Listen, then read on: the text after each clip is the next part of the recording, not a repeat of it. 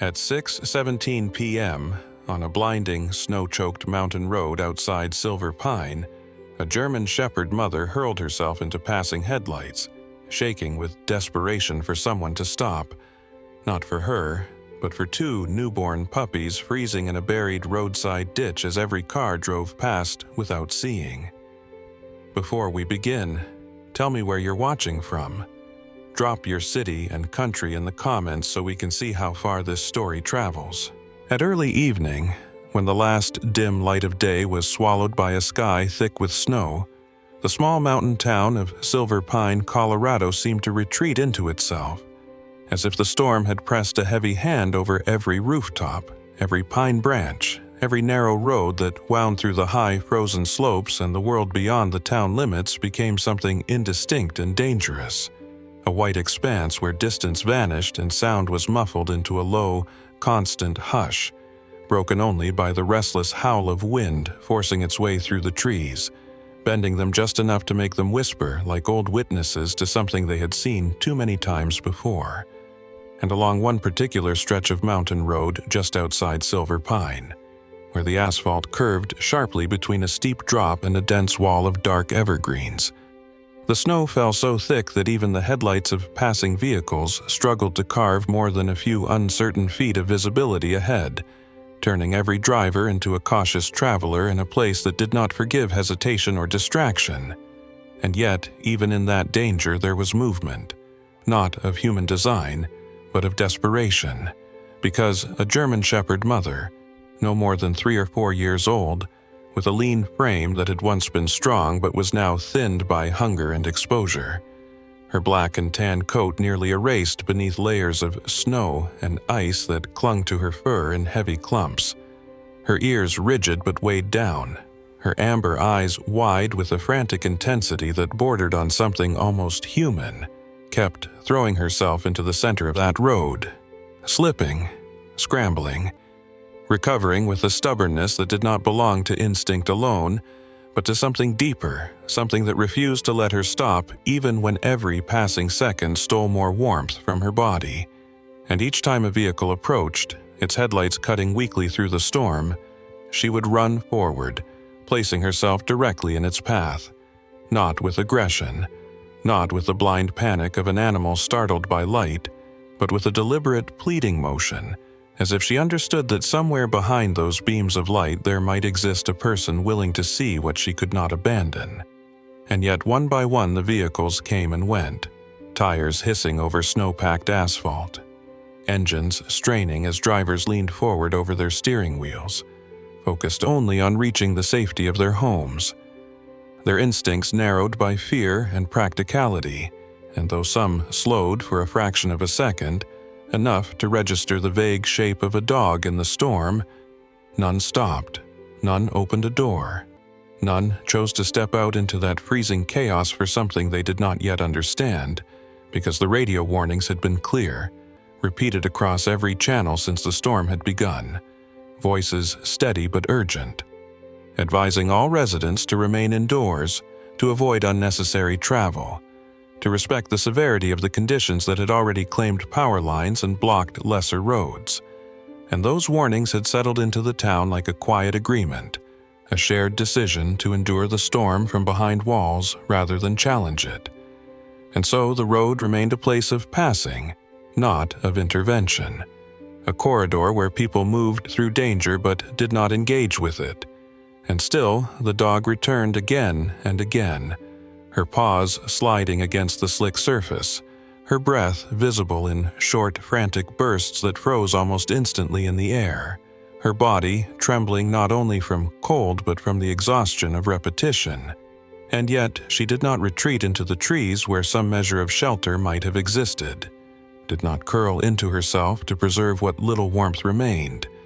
because just beyond the edge of the road, down a shallow slope where the snow had begun to gather in uneven drifts,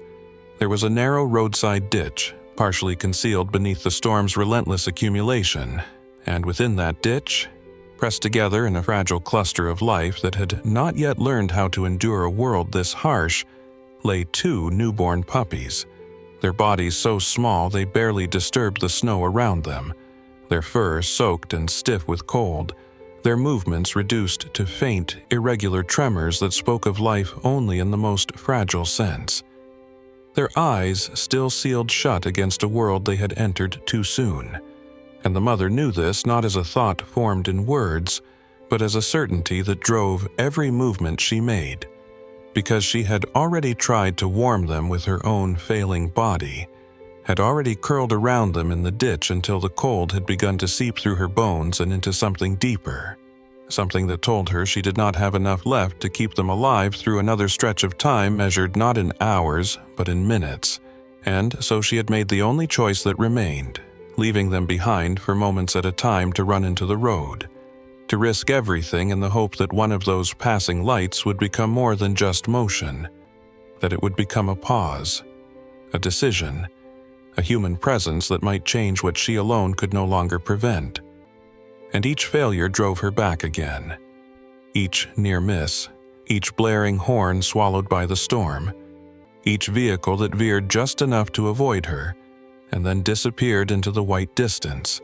leaving her standing there for a heartbeat before she turned and ran back down the slope to check on the small, fading shapes in the ditch, nudging them with her nose, pressing her body against them, making small broken sounds that were not quite barks, but something softer, something pulled from a place beyond instinct, and then returning again to the road because stopping was not an option. She allowed herself to consider, and above it all the storm continued without mercy, the wind rising in uneven gusts that sent sheets of snow swirling across the surface of the road, erasing tracks almost as soon as they were made, turning the world into a shifting, unstable landscape where direction itself felt uncertain. And somewhere within that movement, far enough back along the winding curve to be only a faint glow at first, another set of headlights began to approach, dim and flickering slightly as they pushed against the density of the snowfall, belonging to an old pickup truck whose engine carried the tired persistence of a machine that had endured years of use beyond what it had been built for, its paint dulled by time and weather, its shape familiar in the way older vehicles often are in small mountain towns where function mattered more than appearance, and as it moved closer, its speed slightly lower than the others that had passed before it, the beam of its headlights cutting a more deliberate path through the storm. The German Shepherd lifted her head once more, her body already shifting, already preparing to make the same desperate run into the road, because she had no reason to believe this moment would be different from the many that had already failed her. And yet she moved anyway, because hope, even when it has been denied again and again, does not disappear easily when something more fragile depends on it.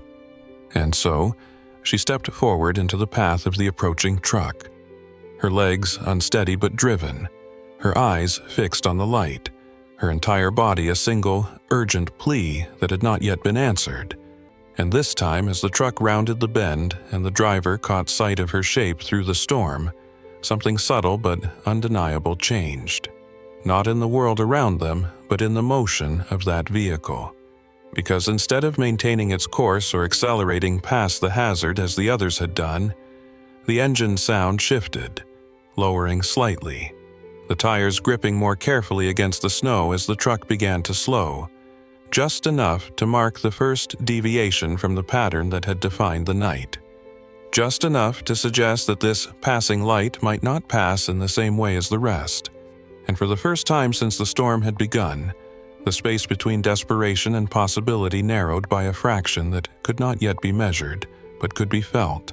even in the relentless cold, even in the white silence of a mountain road that had until now refused to stop for anything at all. The truck slowed with a resistance that felt almost unnatural against the urgency of the storm, its engine dropping into a lower, steadier growl as the tires gripped cautiously at the snow-packed curve. And behind the wheel sat Daniel Hayes, a man whose presence carried the kind of controlled stillness that did not come from calm, but from years of learning how to contain chaos within the boundaries of discipline. A former Navy SEAL at 42, tall and broad-shouldered with a frame hardened by long seasons of physical strain rather than vanity, his posture upright even in the worn seat of the aging pickup, his movements economical and precise, as if every action still answered to an invisible chain of command that had never fully released him. His face angular and weathered, marked by fine lines at the corners of steel-gray eyes that had learned to measure threat before emotion, a short beard flecked with early gray shadowing his jaw, his dark hair cut close out of habit rather than necessity, and though he now wore civilian clothing, a heavy flannel shirt beneath a weathered field jacket, there was nothing casual in the way he occupied space, nothing that suggested he had ever truly stepped out of the life he had left behind.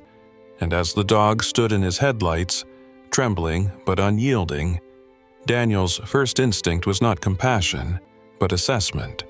because instinct for him had long ago been rewired into something sharper, more detached, something that prioritized survival over sentiment. And for a fraction of a second he saw her not as a creature in need, but as an obstacle on a dangerous road, one more variable in a situation that demanded efficiency and forward motion. And his foot hovered over the accelerator with the same cold logic that had guided him through countless missions, telling him to move, to pass, to leave the problem behind because it was not his responsibility, because stopping here in these conditions carried risk that outweighed any undefined benefit, and yet the dog did not behave as expected, did not dart away in panic as most animals would under the assault of light and engine noise,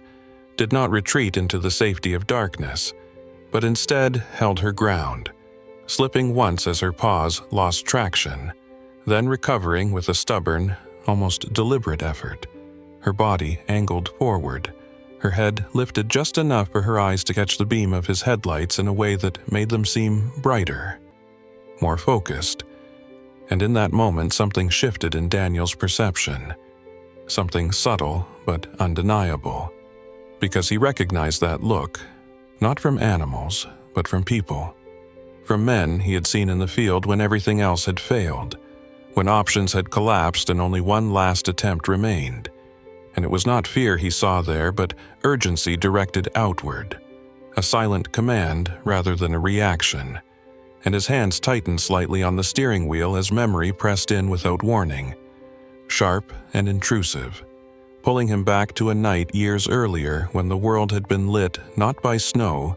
but by fire, when the air had been thick with dust and smoke instead of cold, and he had stood in the ruins of a collapsed structure with a teammate pinned beneath concrete. The man's eyes fixed on him with that same impossible expectation, that same unspoken demand that he do something, anything, to change an outcome that had already begun to close around them, and Daniel had tried, had pushed past exhaustion and pain and the limits of what his body could sustain. But in the end, it had not been enough, and the weight of that failure had followed him out of the service, into the quiet spaces of civilian life, into the long stretches of isolation he had chosen not because he preferred solitude, but because it asked less of him, because it did not require him to answer that look again. And now here it was, reflected back at him through the eyes of a dog standing in the middle of a mountain road, and for a second he almost looked away, almost allowed the habit of avoidance to take control, to reduce this moment to something manageable, something he could pass without consequence. But the dog moved again, not away, but forward, one step closer to the truck, her body trembling harder now, her breath visible in uneven bursts. And something about that movement, about the refusal to yield even when every instinct should have driven her to safety, cut through the practiced detachment he had built around himself. And before he fully registered the decision, his foot shifted from the accelerator to the brake, pressing down with a firm, controlled force that sent the truck into a slight skid before the tires caught again, the vehicle shuddering as it came to a stop just short of her, the engine idling low, the headlights washing over her snow-covered form in stark detail. And for a moment, neither of them moved, the storm continuing around them with indifferent violence, the wind pushing against the side of the truck, the snow swirling in dense, shifting patterns that made the world beyond the immediate circle of light feel distant and unreal. And Daniel sat there, hands still on the wheel, his gaze fixed on the dog as if waiting for her to confirm what he had already begun to suspect. And she did, because instead of retreating now that the threat had stopped, she held his eyes for a brief, steady beat, her body still, her expression intent in a way that felt almost deliberate. And then she turned, not in flight but with purpose, pivoting sharply and bounding toward the edge of the road, her movements unsteady but driven, her head snapping back after 2 strides to look at him again, as if checking that he was still there, that he had not yet undone the choice he had made. And Daniel exhaled slowly, a breath he had not realized he was holding, his jaw tightening as the implications settled into place with a clarity that left little room for denial, because this was no longer a question of whether to stop, but of what stopping required next. And outside the cab, the storm pressed harder, the cold seeping in through the thin gaps in the door seals. The world reduced to motion and sound, and the narrow path illuminated by his headlights. And still the dog waited at the roadside, her body angled toward the slope beyond, her gaze fixed on him with that same unrelenting expectation. And Daniel felt the old resistance rise again, the instinct to limit involvement, to define the boundary of his responsibility and not cross it. But beneath that resistance there was something else now, something quieter but more persistent, a recognition that this moment had already shifted, that the line he had spent years avoiding had been crossed the second his truck came to a stop, and he knew with the kind of certainty that did not require deliberation, that leaving now would not restore the distance he had tried to maintain, that it would only add another weight to the ones he already carried, another instance of turning away when something in front of him had asked him not to, and that knowledge settled into him with a familiar heaviness, not as pressure, but as inevitability. And so he reached for the door handle, his movements controlled, deliberate as always, but no longer guided by avoidance. And as he pushed the door open, the storm surged inward immediately, a blast of freezing air and snow that struck his face with sharp intensity, the cold cutting through layers of fabric in seconds, the sound of the wind rising around him as he stepped down onto the road, his boots sinking slightly into the packed snow, his body adjusting automatically to the conditions, to the slope, to the balance required to move forward without losing footing. And ahead of him the dog shifted again, turning fully now toward the drop beside the road, her tail low, her body tense with urgency, and then she moved, disappearing down the slope with a speed that belied her exhaustion, pausing only long enough to look back once more, and Daniel followed, not because he had fully decided to help, but because he had reached the point where not following was no longer something he could justify to himself. And as he stepped off the road and began to descend, the beam of his truck's headlights stretching just far enough to illuminate the first few feet of uneven ground below, he understood that whatever waited at the bottom of that slope was the reason she had risked everything to stop him, and that the answer to that question was already pulling him forward, whether he was ready for it or not. Daniel descended the slope with measured caution, each step placed deliberately into the unstable blanket of snow that shifted under his weight, the cold biting through his boots as it seeped upward from the ground, and the storm pressed against him from every direction. Wind forcing snow into his face in sharp, stinging bursts that blurred the edges of his vision and made distance feel unreliable. Yet he moved with a controlled precision that had been carved into him over years of operating in environments where footing could not be trusted and hesitation carried consequence. His shoulders angled slightly forward against the force of the wind, his eyes fixed on the faint movement ahead where the German shepherd had paused just beyond a cluster of bent brush half buried beneath drifting snow, her body low, tense, and as he reached the bottom of the slope, the beam of his truck's headlights no longer reached him, leaving only the dim, shifting light of the storm itself, and the narrow cone of illumination from a small tactical flashlight he pulled instinctively from his jacket pocket. The motion automatic, almost unconscious. A habit formed in darker places than this, and when the beam cut through the whiteness, it revealed fragments first, broken branches, patches of exposed earth where runoff had disturbed the snow, a shallow depression that might have gone unnoticed to anyone not looking for it. And then the dog made a sound, a low, fractured whine that carried more weight than any bark, and Daniel followed it, stepping closer, lowering the beam, and the world seemed to narrow into a single point of focus as the light settled into the hollow at the base of the slope, where the snow had thinned just enough to expose what lay beneath. And there, pressed together in a fragile cluster that barely disturbed the surface around them, were two newborn puppies. Their bodies so small they seemed almost unreal against the harshness of their surroundings, their fur flattened and darkened by moisture, clumped with ice that had begun to form along their backs and around their tiny limbs, their skin beneath carrying the faint bluish tint of cold that Daniel recognized instantly, not from animals, but from men he had seen pulled from water, from rubble, from places where life had been reduced to its most fragile state.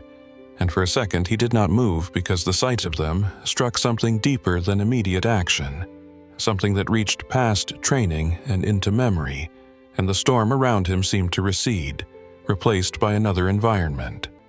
Another night where the air had been thick with heat instead of cold, where the ground had trembled under the aftermath of an explosion, and the cries of the wounded had cut through the noise with the same urgency he now heard in the thin, almost imperceptible sounds coming from the two small bodies before him. And he saw again the face of a man pinned beneath debris, the unnatural angle of his leg, the way his chest had risen in shallow, uneven movements that spoke of time running out. And Daniel had moved then without hesitation, had dug through broken concrete with bleeding hands, had called for support that came too late, had promised survival he could not deliver,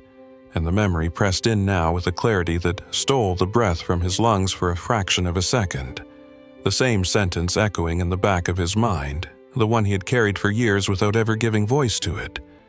You were not enough.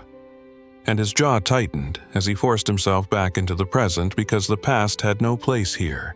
not if these lives were to have any chance at all, and he dropped to one knee in the snow, the cold biting through the fabric of his jeans instantly, but he did not register it beyond the awareness of contact. His focus narrowing entirely on the two puppies, and the mother moved closer as he did, her body trembling harder now, her ribs visible beneath the matted fur along her sides, her breathing uneven but persistent, and up close, Daniel could see more clearly the toll the storm had taken on her. The hollows above her shoulders where muscle had thinned, the patches of fur along her flank where ice had formed into small, rigid clusters, the faint outline of an old collar mark around her neck suggesting a past that did not belong to the wild. And yet, despite the exhaustion that weighed on her every movement, she remained alert, her head angled toward his hands as he reached forward, her amber eyes tracking each motion with an intensity that held no aggression, only a desperate vigilance. And Daniel spoke without thinking, his voice low, steady, the same tone he had used in situations where panic needed to be contained before it spread. Easy, he said, though whether he meant it for the dog or for himself was not entirely clear, and then his hands were on the puppies, lifting one carefully, cupping it between both palms as if handling something far more fragile than its small body suggested, and the shock of its coldness registered immediately, a depth of chill that went beyond surface exposure, the kind that settled into tissue and slowed everything it touched. And the puppy made a faint, almost imperceptible sound as he moved it, a weak protest that was less voice than breath, and that was enough to confirm that there was still something left to save, and he shifted, bringing it closer to his chest instinctively, using his own body heat as a barrier against the air, then reaching for the second, repeating the motion with the same controlled care. And as he gathered them both, the mother pressed closer, her nose brushing against each small form in quick, urgent checks, as if counting them, confirming their presence again and again, and Daniel adjusted his position slightly to allow her access, to let her see, to let her understand that he was not taking them away, but lifting them out of the place that had been killing them. And for a brief moment their movements synchronized. His hands steady,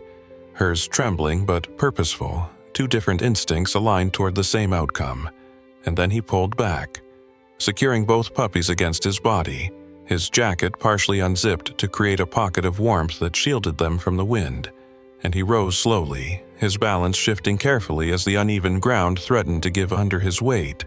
the flashlight beam swinging briefly across the hollow again, committing the image to memory in a way he did not consciously intend. And as he straightened fully, the storm seemed to return all at once, the wind rising around him, the cold pressing harder against exposed skin, the reality of their situation reasserting itself with a force that left little room for delay. And the old calculations began again: distance to the truck, time exposure, condition of the animals, risk factors, variables aligning in rapid succession the way they always had. But beneath that calculation there was something else now, something that had not been present before he reached the bottom of the slope, a refusal, quiet but absolute, to allow the outcome he had seen too many times in other places to repeat itself here. And he looked down once at the two small bodies pressed against his chest, felt the faint, uneven movement of breath against the inside of his jacket, and the decision settled fully into place, not as a question, not as a possibility, but as a fact that defined everything that would follow. And he turned toward the slope, adjusting his grip, his shoulders tightening as he prepared to climb back up through the snow. And as he took the first step, he spoke again, the words low, almost lost in the wind but clear enough in their intent. "You're not dying here." And whether he addressed the puppies, the dog, or the memory that still lingered in the edges of his mind, it did not matter, because the meaning held the same weight regardless. And with that he began the ascent, each movement deliberate, each step driven by the same unyielding resolve that had carried him through situations far more brutal than this, but never more personal. And the storm offered no resistance beyond what it had already given, no sign that it would relent or ease. But for the first time since he had left the road, Daniel no longer measured himself against it, no longer saw it as the defining force of the moment, because in his arms he carried something more immediate than the storm, something that demanded action over endurance, and that was enough to push him forward, back toward the waiting truck, back toward whatever came next,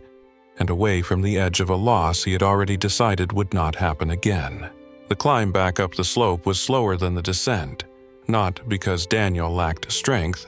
but because what he carried now required a different kind of control, each step placed with careful intention as the snow shifted unpredictably beneath his boots, the wind pressing harder against him, as if the mountain itself resisted the act of taking something from its grip, and the two small bodies held against his chest barely registered as weight. Yet they altered everything about how he moved, how he balanced, how he measured each incline and each patch of uneven ground,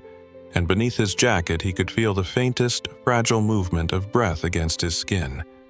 Uneven but present, and that sensation anchored him more firmly than any external reference point, more than the headlights of his truck glowing faintly above, more than the sound of the storm that roared around him in restless waves, because it gave him something immediate to protect,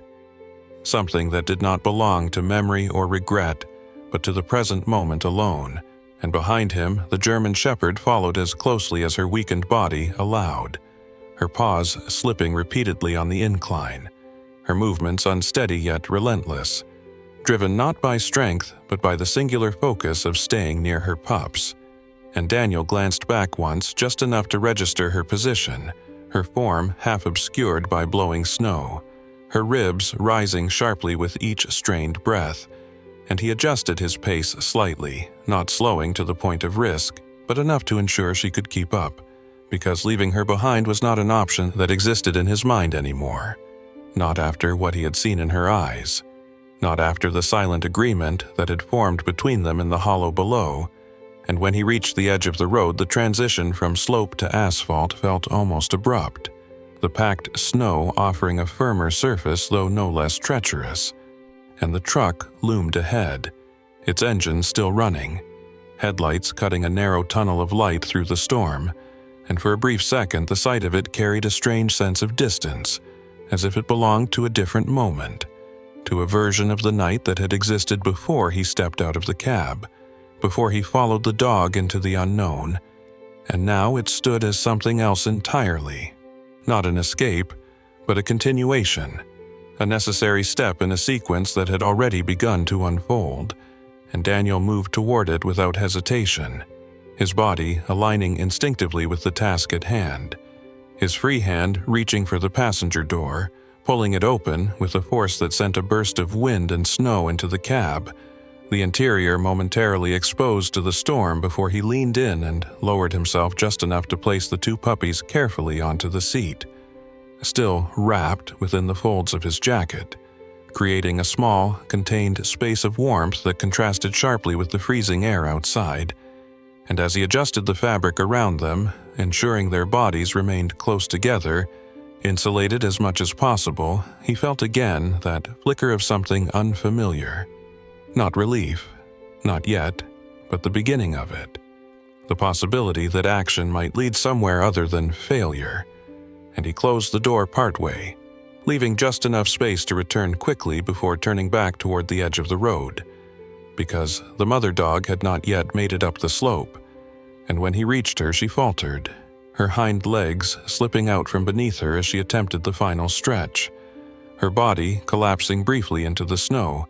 and Daniel moved without pause, stepping forward, crouching low, one arm sliding beneath her chest, the other supporting her hindquarters, and the moment he lifted her, the lack of weight confirmed what he had already suspected,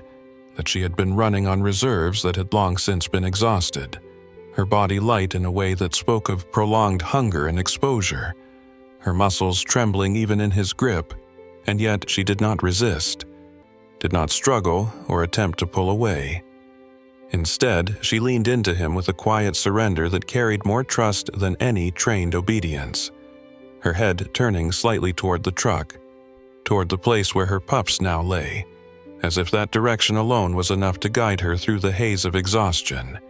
and Daniel carried her the remaining distance, his stride steady, his focus narrowed once more to the immediate task, and as he reached the open door he shifted his hold carefully, lifting her into the cab with a controlled motion that placed her onto the seat beside the bundled forms of the puppies. And for a second she remained still, as if gathering what little strength she had left. Then she moved, dragging herself closer, her nose brushing against the folds of the jacket, searching, confirming. And when she found them, a low, trembling sound escaped her, softer than before, less frantic, something closer to relief than desperation, and Daniel closed the door fully then, sealing the interior against the storm, the sudden reduction in sound creating a momentary silence that felt almost unnatural after the relentless noise outside. And he stood there for a heartbeat, the wind pushing against his back, snow collecting on his shoulders and hair, his breath visible in sharp bursts, and through the window he could see the dog's head resting near the small shapes beside her, her body still trembling but no longer driven by panic, and something in that image held him in place longer than necessary, longer than was practical, because it represented a shift he had not expected, not just in the situation, but in himself, and he became aware then of a subtle change within his own state. A loosening of something that had been held tight for too long, not a release, not yet, but a crack in the structure he had built around his life. A space where something else might exist, something that did not revolve around avoidance or detachment, and the realization unsettled him even as it steadied him, because it suggested that the boundary he had relied on was no longer intact, and he turned away from the door then, moving around to the driver's side, climbing back into the truck with a practiced motion, pulling the door shut behind him, the interior immediately filling with the scent of wet fur, snow, and the faint, stubborn warmth of living bodies fighting against the cold. And he sat there for a second, hands resting on the steering wheel, his gaze shifting to the passenger seat where the dog lay curled protectively around the puppies, her eyes half-lidded but still tracking him, still aware. And he reached out without thinking, adjusting the edge of the jacket slightly to better cover them, his movements careful, deliberate. And in that small action, there was something that felt different from anything he had done in a long time, something that carried no calculation beyond the immediate need, no expectation of outcome beyond the next moment. And outside the storm continued without change, the road ahead barely visible, the path back toward town uncertain but still navigable if he chose it, and for a second the old instinct resurfaced, the impulse to return to something structured, to bring this situation into the realm of professionals, of systems that existed to handle crisis, and yet that path felt distant, almost irrelevant, because the decision that mattered had already been made, not in words, but in the sequence of actions that had brought him here. And he knew, with a clarity that left no room for reconsideration, that turning back now would not align with what had begun, that the direction he needed to take lay elsewhere. And he shifted the truck into gear, the engine responding with a low rumble as he eased forward, the tires gripping cautiously against the snow, and instead of following the curve that would lead back toward Silver Pine, he guided the vehicle onto a narrower, less defined path that branched off to the right, partially obscured by drifting snow, a road that few used in winter, one that led deeper into the forest, toward a place he had not intended to return to, and as the truck moved onto that path, the storm closing in around them once more, the headlights cutting a new line through the white. Daniel did not look back, because the choice had already been made, and whatever waited ahead was no longer something he could avoid. The narrow trail twisted deeper into the forest until even the suggestion of a road disappeared beneath the accumulating snow, and Daniel guided the truck forward with slow, deliberate control, the headlights carving a fragile path through the white as branches brushed along the sides of the vehicle, with a dry, scraping sound that blended with the constant howl of the wind. And when the cabin finally emerged from the storm, it did not appear all at once, but gradually, as a darker shape against the shifting gray, a low, wooden structure tucked into a shallow clearing where the trees pulled back just enough to allow its space to exist. Its roof, burdened with snow that had begun to gather in thick, uneven layers, its windows dark and unwelcoming, as though the place itself had been waiting in silence for a presence it had not expected to see again, and Daniel slowed the truck further before bringing it to a stop just outside the small porch, the engine idling for a moment before he shut it off, and the sudden absence of mechanical noise made the storm seem louder, more immediate. The wind pressing against the cabin walls, the snow striking the wood in restless, uneven patterns, and for a brief second he remained in the driver's seat, his hands still on the wheel, his gaze fixed on the structure ahead, because this place carried more than shelter. It carried memory, and memory was something he had spent years learning how to avoid, and yet there was no hesitation now, not when the urgency beside him demanded action, and he reached for the door, stepping out into the storm once more, the cold biting sharply through his damp clothing as he moved quickly around to the passenger side,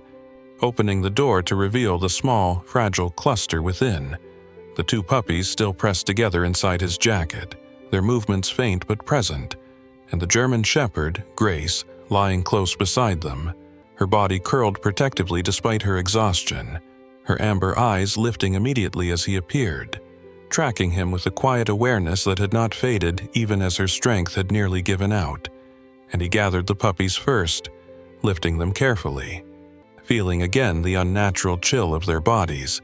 though there was something different now, something almost imperceptible, a slight resistance beneath the surface, and then he turned back for Grace, sliding one arm beneath her as he had before, lifting her with the same controlled care, and she did not resist,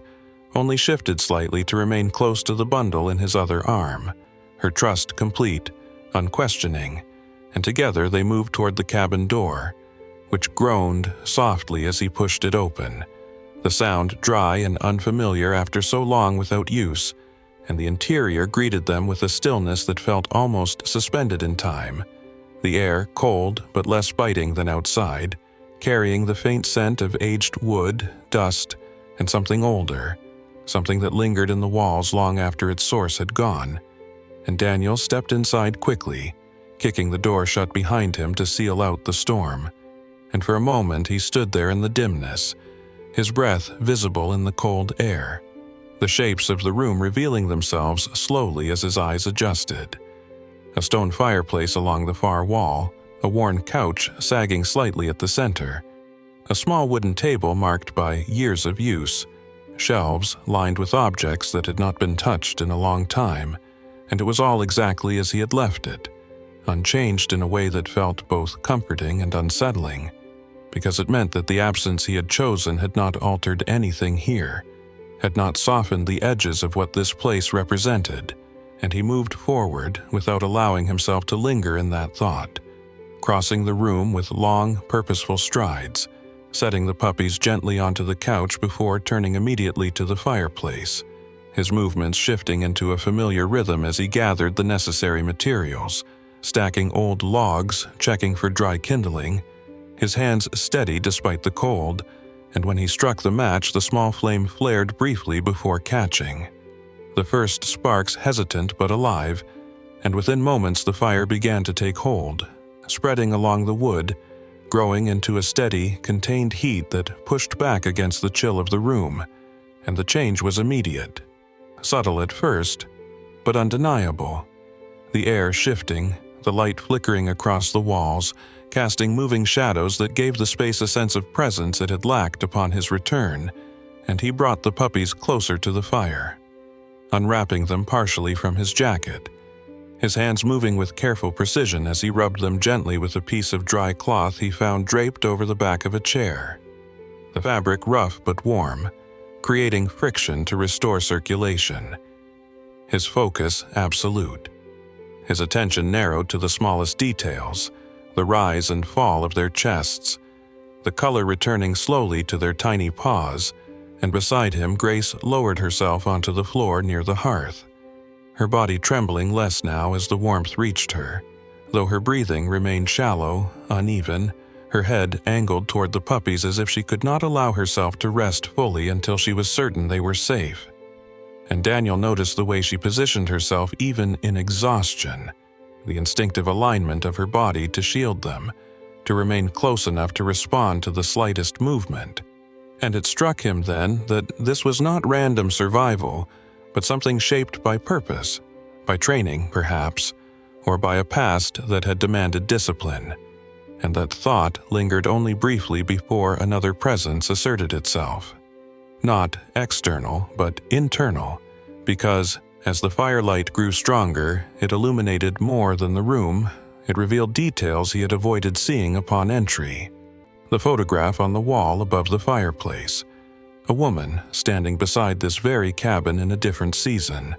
sunlight catching in her hair, her expression open, warm, and unguarded in a way that contrasted sharply with the man he had become. And her name surfaced in his mind with a clarity that had never truly left him. Emma Hayes, his wife, tall and slender with chestnut hair that fell just past her shoulders, her skin fair with a light scattering of freckles across her cheeks, her eyes a soft green that carried both kindness and quiet strength. A woman whose presence had once filled this cabin with something that had nothing to do with survival, but everything to do with belonging. And she had been the one to insist they keep this place, had called it a retreat from the noise of the world, a place where life could be simpler, where time could slow enough to be felt, and after she was gone, taken suddenly by an illness that had moved too fast for anyone to intervene, Daniel had not returned, had chosen instead to leave it untouched, as though preserving it might somehow preserve what had been lost. And now, standing here with the firelight reflecting off the glass of that photograph, the past pressed closer than it had in years, not as a distant memory but as something immediate, something that existed alongside the present in a way that could not be ignored,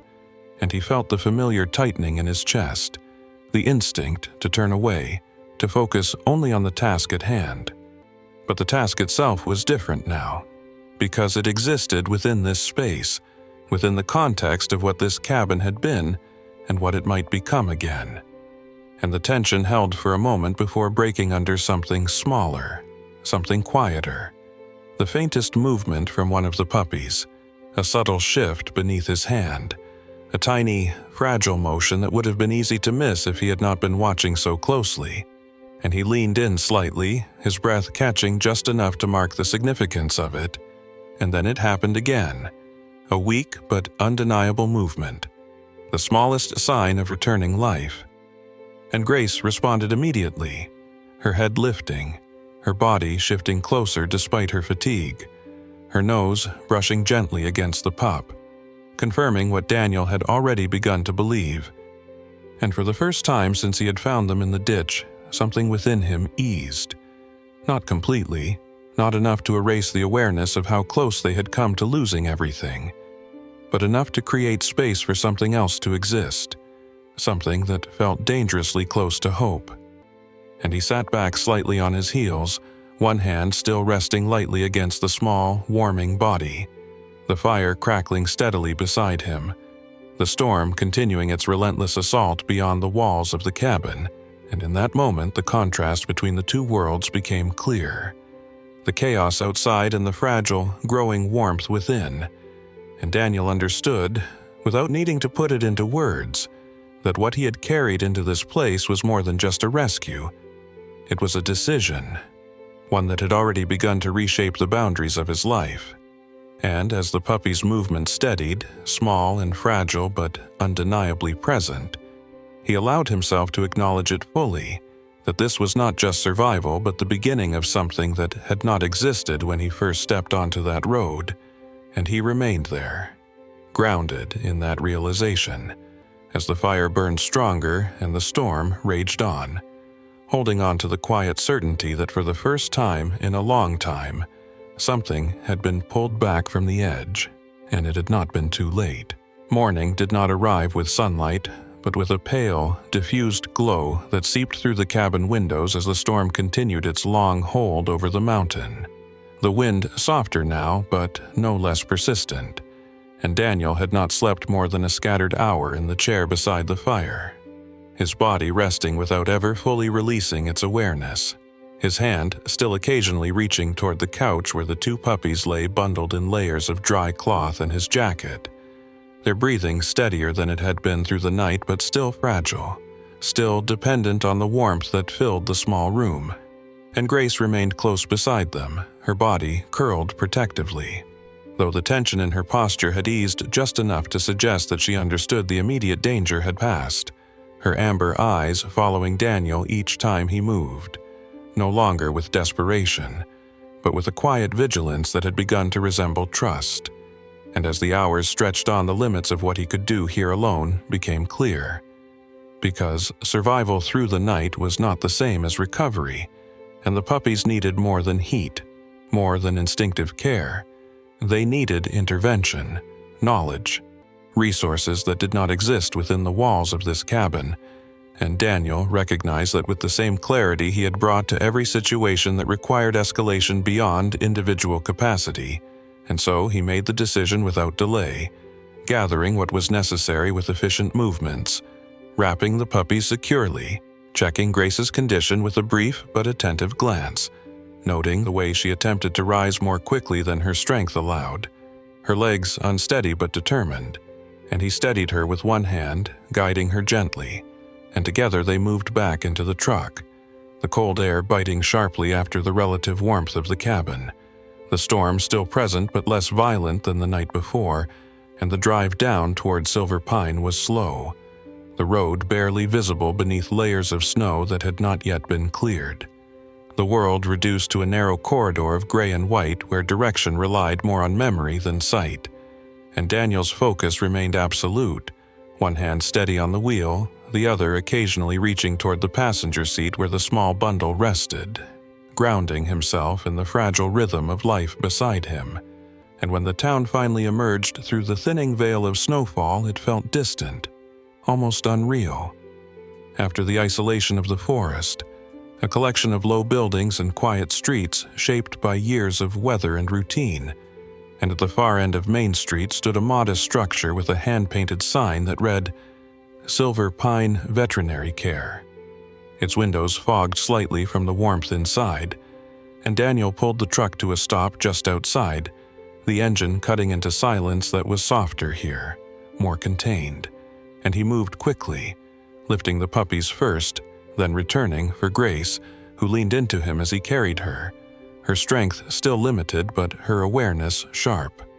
And when he pushed open the clinic door, a small bell chimed overhead, the sound clean and almost delicate in contrast to everything that had come before, and behind the front desk stood Dr. Margaret Collins, a woman in her late 60s whose presence carried a quiet steadiness that did not demand attention, but held it nonetheless. She was tall for her age, her frame slender but not frail, her posture straight with a natural ease that suggested long years of physical work. Her hair, a soft silver, pulled back into a loose knot at the nape of her neck, strands escaping around her temples in a way that softened the lines of her face. Her skin fair with the fine texture of age that had not been hidden or altered. Her eyes a calm blue that held both intelligence and a depth of experience, shaped not only by profession but by life. And as she looked up from the paperwork in her hands and saw Daniel standing there with the animals, her expression did not shift into surprise or alarm, but into immediate focus, the kind that came from years of meeting urgency without hesitation, and she moved around the desk with measured efficiency, her steps unhurried but purposeful. "Bring them back," she said, her voice low and even, carrying authority without sharpness. And Daniel followed without question, because there was something in her manner that removed the need for explanation, and the examination room filled with quiet activity as Margaret set to work, laying out towels, adjusting the heat, her hands moving with practiced precision as she assessed the puppies first, her touch gentle but exact, checking their temperature, their breathing, their responsiveness, and then turning to Grace, her fingers tracing along the dog's side, noting the visible signs of malnourishment, the fatigue, the faint marks along her neck that spoke of a past not entirely unknown. And throughout it all, Margaret spoke very little. But her silence was not empty. It was attentive, controlled, and Daniel found himself responding to it instinctively, assisting where needed, holding, adjusting, following her direction without resistance. And as the minutes passed, the room settled into a rhythm that was neither rushed nor hesitant but deliberate, each action building on the last. And Margaret finally spoke again, her voice steady, grounded in fact rather than comfort. "She delivered early," she said, her gaze still on the smallest of the puppies as she warmed it carefully between layered cloth. "And she's been exposed too long. They're severely chilled, dehydrated, and weak." And she paused only briefly before adding, "They wouldn't have lasted much longer out there." And Daniel stood still beside the table, his hands relaxed at his sides though the tension remained in his shoulders. And something in him responded to that statement not with relief, but with the quiet recognition of how narrow the margin had been. And Margaret glanced at him then, really looked at him for the first time, her eyes moving over the details that spoke without introduction, the posture, the controlled stillness, the face that carried more restraint than age. And there was no curiosity in her expression, only understanding, the kind that did not require explanation to recognize. "You got them here in time," she added, and the words carried weight because they were not softened, not offered as reassurance, but as truth. And something in Daniel shifted slightly at that, not enough to be visible, but enough to be felt. And as Margaret continued her work, she moved with the same quiet competence, adjusting the puppy's position, preparing a warming solution, explaining in brief, precise terms what needed to be done next. And in the space between her actions there was something else, something that existed just beneath the surface. A stillness that mirrored his own in a way that was not accidental. And when she finally spoke again, it was not about the animals. My husband used to run rescue calls in these mountains," she said, her tone unchanged, as if the statement were part of the same continuum as everything else. He didn't come back from one 3 winters ago, and there was no visible break in her composure. No shift that suggested the weight of that loss had diminished, only that it had been integrated into who she was. And Daniel met her eyes briefly then, not with sympathy, but with recognition, because loss did not need to be explained to be understood. And Margaret gave the smallest nod, as if acknowledging something unspoken between them, before returning her attention to the task at hand. And as the room settled once more into its steady rhythm, the storm outside continuing without urgency, the boundary between crisis and control became clearer, and when she finally stepped back from the table, her hands resting lightly at her sides, she looked at Daniel again, her expression unchanged but her words precise. "You made it in time," she said, and after a brief pause added, "Another hour, and there wouldn't have been anything left to save." The storm had thinned to a persistent drift by the time Daniel stepped out of the veterinary clinic. Not gone, but quieter, as if the mountain had decided to rest rather than relent.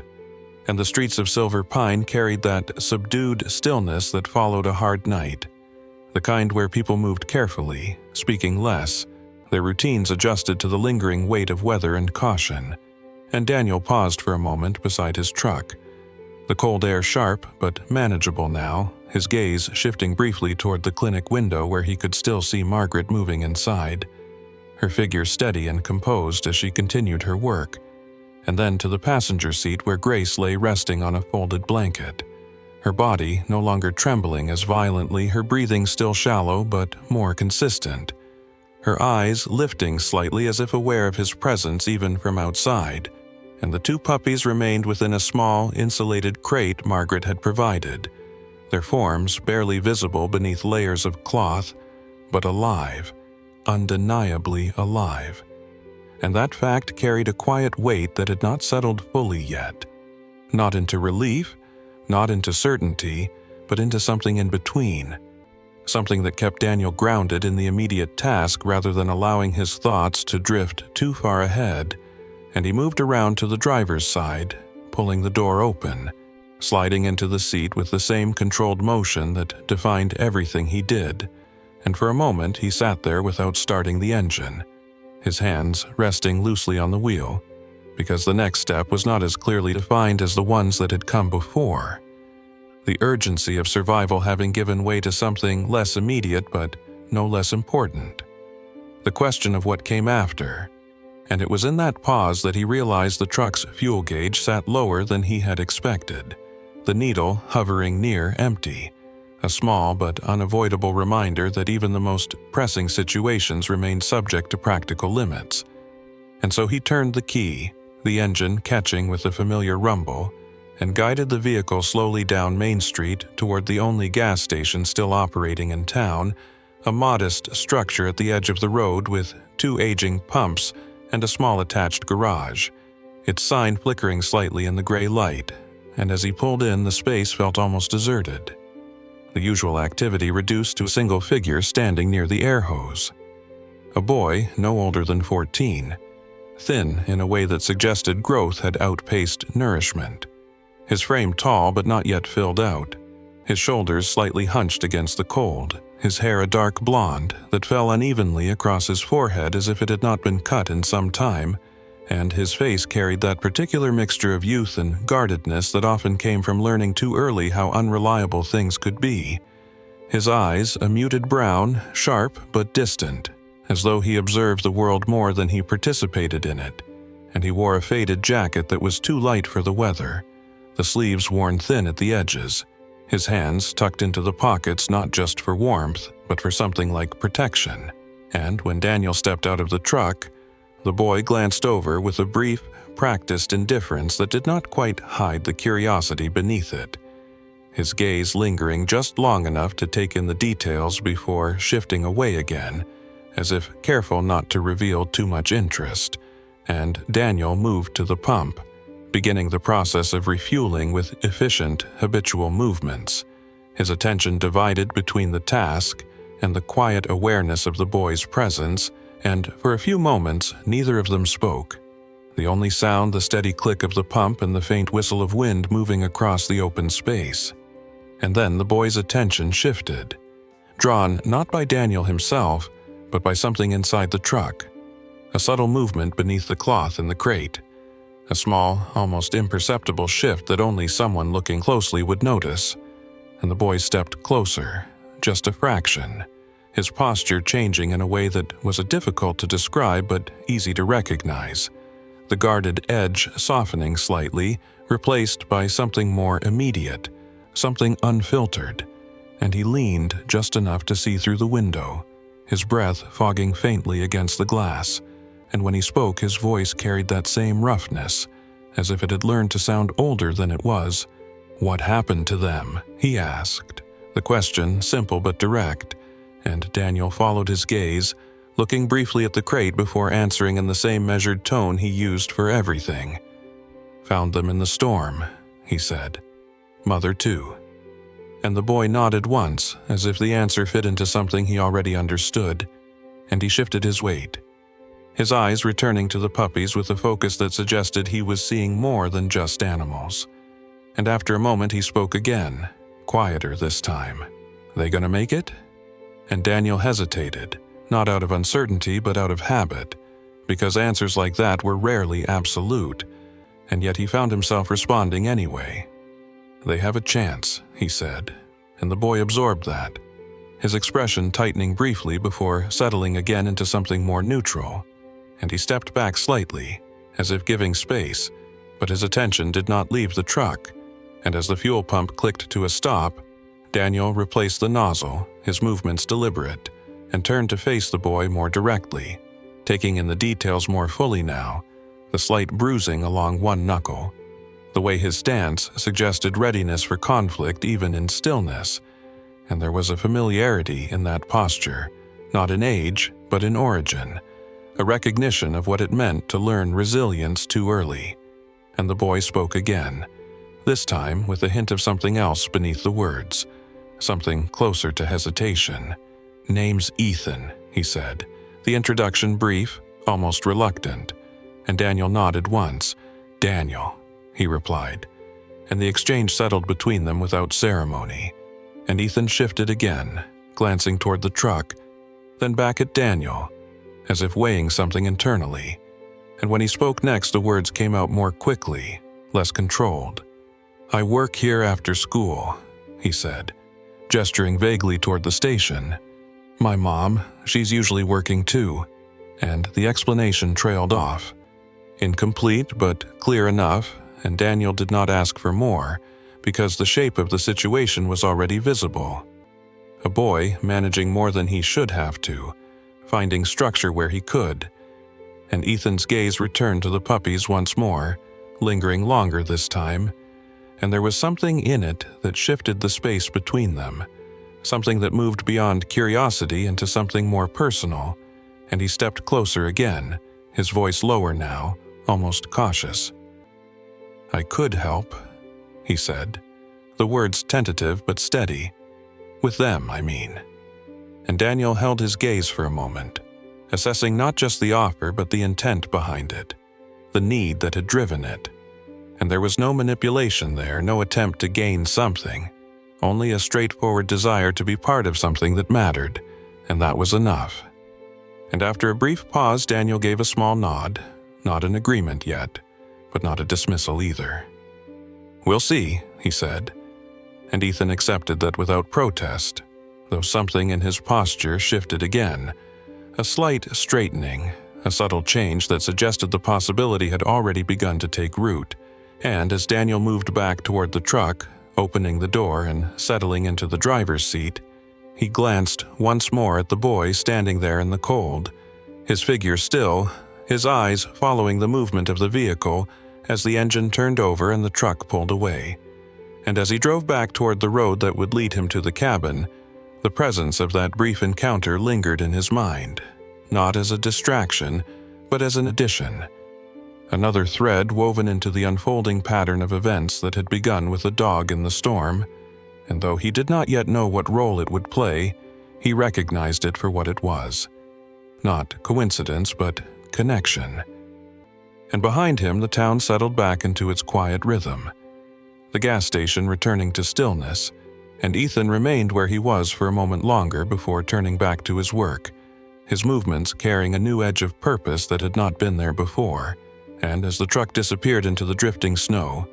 the question he had asked lingered in the air between them, not fully answered but not dismissed either, waiting, like everything else, for what would come next. The second storm did not arrive with warning so much as with a deepening of everything that had already been set in motion, the sky lowering again into a heavier gray, the air thickening with a weight that Daniel recognized long before the first violent gust tore through the trees surrounding the cabin. And by late afternoon, the mountain had shifted from uneasy calm back into active threat. The wind rising in sharp, unpredictable bursts that drove sheets of snow sideways across the clearing, reducing visibility once more to a narrow, shifting field where distance became unreliable and sound carried strangely, sometimes sharp and immediate, sometimes muffled into a low, indistinct hum. And Daniel moved through the cabin with a controlled urgency that came not from panic, but from experience, securing what could be secured, reinforcing the door, checking the windows, ensuring the fire was stable, his actions methodical and precise, and Grace remained near the hearth, her strength improved but not fully restored, her body no longer trembling uncontrollably, yet still lean, still marked by the recent strain, her attention fixed on the small enclosure Daniel had improvised near the wall where the two puppies lay resting on layered blankets, their movements stronger now, small but coordinated, their bodies beginning to respond to warmth and care. And it was that progress that made the change in the storm more dangerous, because recovery had created the illusion of stability, and stability could be disrupted in an instant. And when the first heavy impact struck the side of the cabin, a branch driven loose by the wind, Daniel did not react outwardly, but his focus sharpened, his attention shifting immediately to the perimeter, and it was in that moment that he heard something else beneath the noise of the storm, a sound that did not belong to wind or wood or snow, a human voice, faint but unmistakable, carried unevenly through the shifting air, and he moved to the door without hesitation, pulling it open just enough to look out, the cold striking him sharply as the storm surged inward, and through the white movement he saw a figure near the edge of the clearing, slipping, struggling to maintain footing. And recognition came quickly, the shape, the posture, the slight hesitation and movement that marked inexperience in these conditions. Ethan and Daniel stepped out immediately, closing the distance with long, controlled strides, his boots finding purchase where the boys could not. And Ethan looked up as he approached, his face flushed from cold and exertion, his breath uneven, his eyes wide, not with fear, but with determination that had outpaced his judgment. "I came to help," he said, the words forced out between breaths, and Daniel did not respond with reprimand or surprise, because there was no time for either, only assessment. And he took in the situation quickly, the worsening storm, the boys' inadequate clothing, the instability of the ground where snow had begun to conceal underlying runoff, and he reached out, gripping Ethan's arm firmly, guiding him back toward the cabin. "Inside," he said, his voice low but carrying absolute authority, and Ethan obeyed without resistance, the tone leaving no room for argument, and they had nearly reached the door when it happened, the ground shifting beneath them with a subtle but decisive give, a section of snow collapsing into a narrow channel of fast-moving water that had formed beneath the surface, the runoff intensified by the storm, and one of the puppies, drawn by movement or sound, had managed to push partially free of the enclosure inside the cabin when the door had opened, slipping just far enough to be caught by the edge of the collapsing snow, its small body sliding toward the exposed current before either of them could react fully. And Ethan saw it first, his attention snapping toward the movement, and without hesitation, without calculation, he broke from Daniel's grip, lunging forward, his footing already unstable, his momentum carrying him directly toward the edge where the snow gave way completely. And he went down hard, his body sliding into the shallow but forceful stream. The icy water surging around him with a speed that belied its narrow size, and for a fraction of a second the situation froze into clarity, every variable aligning in a way Daniel had experienced countless times before. Distance, angle, force, timing, and then he moved, not with thought, but with instinct honed through repetition, dropping low, anchoring himself with one leg braced against a protruding root. His body angled forward as he reached for Ethan, his hand catching the back of the boy's jacket just as the current pulled harder, and Ethan's hands flailed briefly before finding purchase on Daniel's arm, gripping tightly, his expression shifting now from determination to raw fear, the kind that stripped away pretense and left only the immediate reality of the situation. And Daniel held firm, his muscles locking into place as he absorbed the force, his other hand reaching toward the small shape struggling in the water just beyond Ethan's reach, the puppy's body barely visible against the churn of snow and ice, and the distance was marginal, just enough to matter. And he extended further, his balance shifting dangerously as the current pressed against both Ethan and the small form he was reaching for, and for a moment the memory threatened to intrude again, the echo of another reach, another attempt that had come too late. But this time the outcome had not yet been decided, and that difference held him steady, his fingers closing finely around the puppy, securing it with a careful but firm grip. And then the sequence reversed, controlled, deliberate. He pulled back, drawing both Ethan and the puppy toward stable ground, inch by inch, resisting the pull of the water not with speed, but with force applied at the right angle, the way he had been trained, the way his body remembered even when his mind did not fully engage, and when they reached solid ground he shifted immediately, rolling them away from the edge, creating distance before the unstable snow could give way again. And for a moment there was no movement, only breath, harsh and uneven, the storm still raging around them, the wind tearing through the clearing, but contained now within the smaller space they had secured. And Ethan lay there, his chest rising rapidly, his hands still gripping Daniel's sleeve as if letting go might reverse what had just happened, and Daniel remained steady, his breathing controlled despite the exertion, his focus still on the immediate, checking the puppy first, its body cold but responsive, then turning his attention to Ethan, assessing quickly, no visible injury beyond the shock and cold. And the boy looked at him then, really looked, his expression stripped of everything except the raw recognition of what had just occurred, and his voice, when it came, was quieter than before, unguarded in a way that revealed more than any explanation could. "You didn't let go," he said. The words simple but weighted with something deeper, something that extended beyond the moment itself,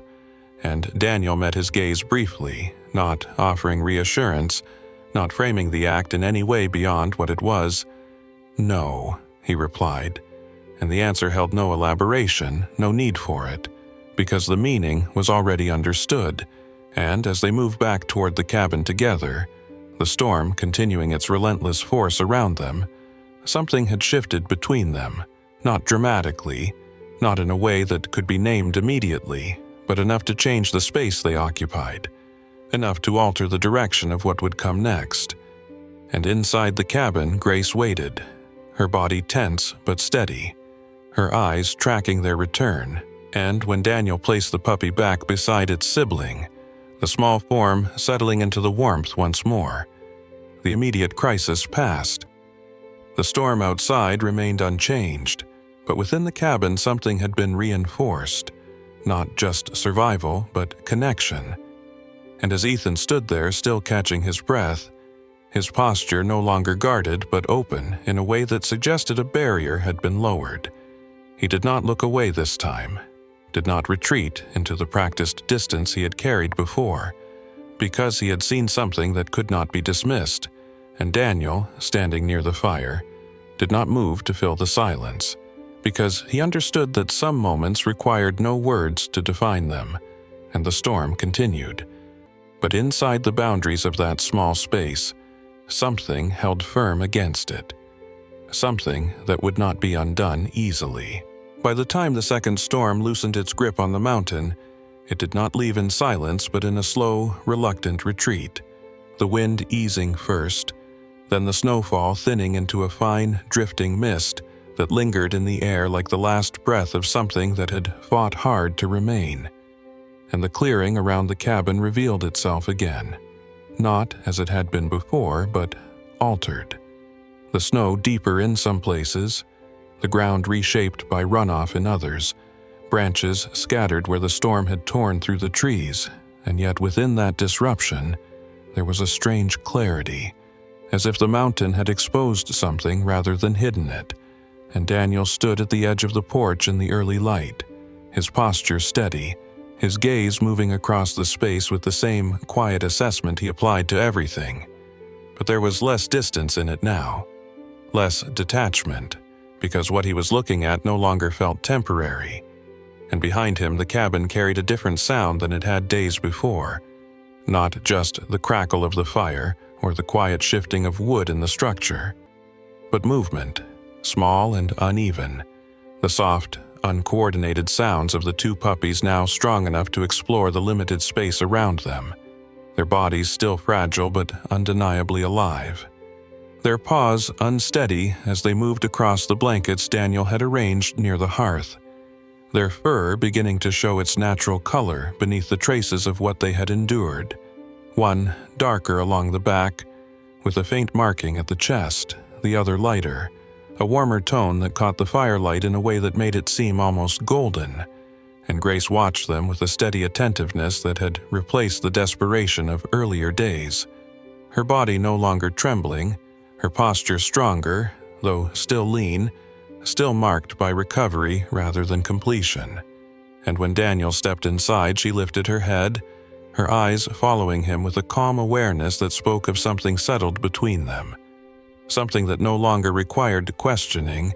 and Ethan was already there, crouched near the edge of the makeshift enclosure, his movements careful as he adjusted one of the blankets, his expression focused in a way that would have seemed out of place only days before, his hair still falling unevenly across his forehead, his jacket still worn and too thin, but his posture different, less guarded, more grounded, and he glanced up briefly as Daniel entered, a small nod replacing the hesitation that had once defined his interactions. And the change in him was not dramatic, not the kind that announced itself openly, but it was there in the details, in the way he remained present, in the way his attention stayed with the task rather than drifting outward, and that shift extended beyond the cabin, though neither of them spoke of it directly, because word had already begun to move through Silver Pine in the quiet, steady way that small towns carried information, not through announcements, but through observation, through the passing of details from one person to another, until something became known without ever being formally stated. And it had started at the clinic, where Margaret Collins had mentioned the rescue in the measured tone she used for everything, not emphasizing the drama, but the outcome. The fact that a man had come in from the storm with a half-frozen dog and 2 newborn pups and had arrived just in time. And from there it had traveled outward, carried by conversation, by the natural curiosity of a place where little went unnoticed, until it reached people who had not seen the storm from the road, but understood what it meant. And the first to arrive at the cabin did not come as a group, but individually, each driven by their own reason, their own connection to the idea of what had happened there. And the first was Thomas Keller, a man in his late 60s whose frame had thickened with age, but retained the solid build of someone who had spent a lifetime working with his hands. His face weathered into deep lines by years of outdoor labor, his beard a coarse gray that matched the roughness of his voice, though his eyes, a pale blue, held a quiet steadiness that softened the impression. And he arrived in an old flatbed truck loaded with cut lumber and fencing wire, pulling into the clearing with the slow, deliberate movement of someone who did not waste effort. And when Daniel stepped out to meet him, there was no introduction, no exchange of unnecessary words, only a brief nod as Thomas gestured toward the damaged section of the enclosure where the storm had broken through. "Figured you might need this," he said, his tone matter-of-fact, as if the act required no explanation, and Daniel accepted it in the same way, because in a place like this, help was not given for recognition, but because it was needed, and they set to work without further discussion, reinforcing the structure with practical efficiency, measuring, cutting, securing each section with a precision that came from experience rather than instruction, and Ethan moved between them, carrying tools, holding materials in place, his movements more confident now, more certain, as if the act of contributing had given him a position he had not held before. And later that afternoon, another vehicle arrived, a small sedan that seemed out of place on the rough trail, driven carefully into the clearing before coming to a stop, and from it stepped Linda Harper, a woman in her early 50s, her posture upright, her presence carrying the quiet authority of someone accustomed to being listened to, her hair a soft auburn cut just below her shoulders, her skin lightly tanned from years spent outdoors despite her profession as a schoolteacher, her expression direct but not unkind, and she carried with her a box of supplies, blankets, canned food, things gathered with intention rather than excess, and when she spoke it was with the same clarity that marked her demeanor. "He's been showing up to school again," she said, glancing briefly toward Ethan, her tone not questioning but confirming, and Daniel followed her gaze, watching as the boy worked alongside Thomas, and he gave a small nod in response because the change had not gone unnoticed, and Linda seemed satisfied with that, her attention shifting then to the animals, her expression softening slightly as she observed them, and throughout the day more came. Not in numbers that overwhelmed, but enough to create a sense of presence, of connection, each person bringing something small, a bag of feed, extra tools, even simple labor, and Margaret returned as well, her visits now extending beyond the clinic, her movements through the cabin familiar, integrated, as she checked the animals with the same quiet competence, her presence adding a layer of steadiness that required no acknowledgement. And as the hours passed, the clearing changed. Not dramatically, but in ways that mattered. The enclosure reinforced, the ground leveled where it had been uneven, the cabin itself holding more than just the few lives that had first taken shelter there, and by evening, as the light began to fade and the temperature dropped once more, the people gathered there did not leave immediately, but lingered in that unspoken way that signaled something shared, something understood without needing to be named. And it was Ethan who spoke first, not loudly, but with enough presence to draw attention. "It needs a name," he said, his voice steady, his gaze moving between Daniel and the others, and there was a pause, brief but meaningful, before Linda nodded slightly, and Thomas gave a low sound of agreement, and Margaret, standing near the doorway, allowed the smallest hint of a smile to touch her expression, and Daniel looked out across the clearing, at the structure that had once been only a place to retreat, to avoid, and now held something else entirely, something built not by intention alone, but by action, by connection, by the convergence of lives that had found their way there. And when he spoke, his voice carried the same quiet certainty that had defined his decisions from the beginning. "Grace Haven," he said, and the words settled into the space with a weight that felt both new and familiar, and no one questioned it, because it fit, not as a title, but as a recognition of what had begun there, and as the firelight flickered across the cabin walls and the night settled in once more. The place no longer felt isolated, no longer hidden, but connected in a way that extended beyond the clearing, beyond the mountain, into something that would not fade when the storm finally passed. The first signs of spring did not arrive with warmth so much as with absence, the absence of constant wind, the absence of new snowfall, the slow, steady retreat of ice from the edges of the clearing as the days lengthened and the light shifted from the flat gray of winter into something softer, something that carried depth. And over the course of weeks, the mountain began to release its hold, the heavy drifts thinning into uneven patches, the dark earth emerging in narrow lines that widened with each passing day, the trees shedding their burden of snow to reveal branches that seemed to stretch again after long confinement. And the cabin stood at the center of it all, no longer isolated within a storm, but anchored within a place that had begun to feel inhabited in a different way, not just by one man seeking distance, but by something that resembled continuity. And Daniel Hayes moved through that space with a presence that had changed so gradually, it would have been difficult to identify a single moment when it began. His posture still carried the disciplined structure of his past. His movements still efficient, controlled, but there was less tension in them now, less of the guarded restraint that had once defined his every action. And as he stepped out onto the porch one early morning, the air cool but no longer biting, he paused, not out of habit but out of recognition, because the scene before him no longer required assessment. It invited observation, and below in the clearing Grace moved with a confidence that had not existed when he first saw her. Her coat, now thick and restored, the black along her back deep and clean, the tan at her sides and legs rich beneath the growing light, her body filled out with strength that had returned not only to muscle but to presence, her movements measured, no longer driven by urgency but by awareness, and the two puppies no longer fragile forms struggling for survival but young dogs in the earliest stage of discovery, moved around her with clumsy energy, their legs still unsteady at times, their coordination imperfect, but their curiosity relentless. One darker, with a faint white marking along the chest, the other lighter, its fur catching the morning light in a way that gave it a warmer tone, and they tumbled over one another in uneven bursts of motion, chasing shadows, reacting to sounds that only they seemed to notice, their small world expanding with each new step, and Daniel watched them for a moment longer than he might have before,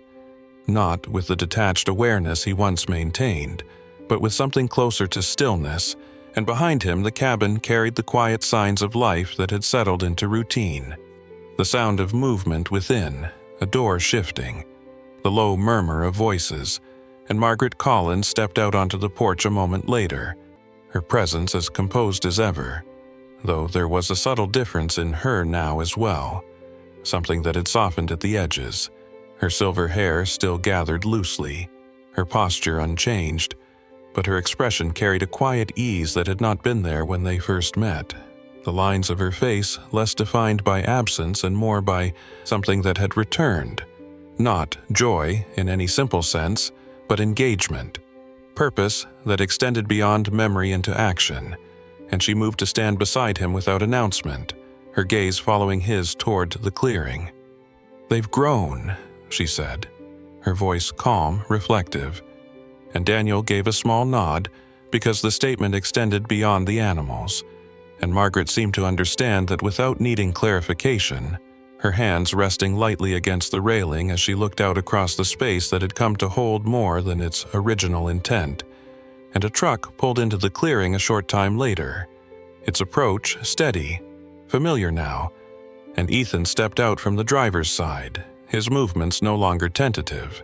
his frame still lean but stronger, his posture more aligned, his hair shorter now, cut in a way that suggested attention rather than neglect,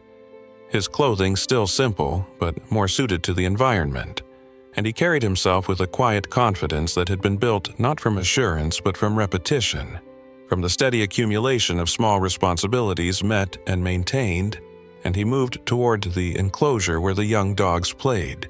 crouching to greet them with a natural ease that had replaced the guarded distance he once held, and one of the pups bounded toward him, stumbling slightly before recovering, and Ethan laughed, the sound brief but unrestrained. And Daniel observed the exchange without comment, because the change in the boy did not require acknowledgement to be real. It was visible in the way he moved, in the way he remained present. And later that morning, another vehicle arrived, one less expected but no longer unfamiliar, a dark sedan that navigated the now cleared path with careful precision, and from it stepped Sheriff Owen Carter, a man in his early 40s whose presence carried the quiet authority of someone accustomed to maintaining order without imposing it, his build lean but solid, his features defined by a calm attentiveness rather than rigidity, his dark hair kept short, his expression neutral but not distant, and he approached with a measured pace, taking in the scene without interruption before offering a small nod of acknowledgement. "Heard this place has become something of a landmark," he said, his tone even, not questioning, and Daniel met his gaze briefly. "Something like that," he replied, and Owen's attention shifted to the dogs, then to Ethan, then back to Daniel, and there was no tension in the exchange, only recognition,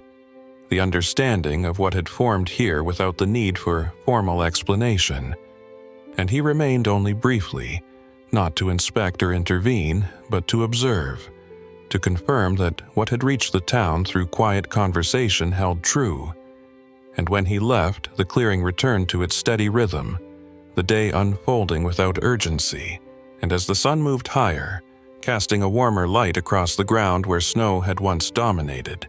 Daniel stepped down from the porch, moving into the clearing, his boots now meeting earth in places where ice had receded, and Grace approached him without hesitation, her movement calm, her presence grounded, and he rested a hand briefly against her side, feeling the solid warmth beneath her fur, the steady life that had once been so close to loss, and the two young dogs circled near his feet, their attention shifting quickly from one point of interest to another, their energy contained within the boundaries of a world that had already proven itself safe. And Daniel looked out across the clearing, at the structure of the cabin, at the enclosure now reinforced and stable, at the people who moved within and around it, each carrying their own story, their own reason for being there, and he recognized with a clarity that did not require articulation that the question of leaving had already been answered, not in a moment of decision, but in the accumulation of everything that had followed his choice to stop on that road. And he remained where he was, not out of obligation, but because there was no longer any distance to maintain, no reason to step away from what had taken shape. And as the light settled across the clearing and the sounds of movement continued around him, he spoke quietly, the words not directed outward but carried within the space that had formed. "I didn't stop to save them," he said, his voice low, steady. "They saved me," and the statement held without needing response, because its truth was evident in everything that surrounded him, in the life that had been restored, in the connections that had formed, in the presence he now occupied without resistance, and the mountain, no longer held by storm, stood open around them, not as a place to endure but as one to remain within, and Daniel Hayes did not move to leave it.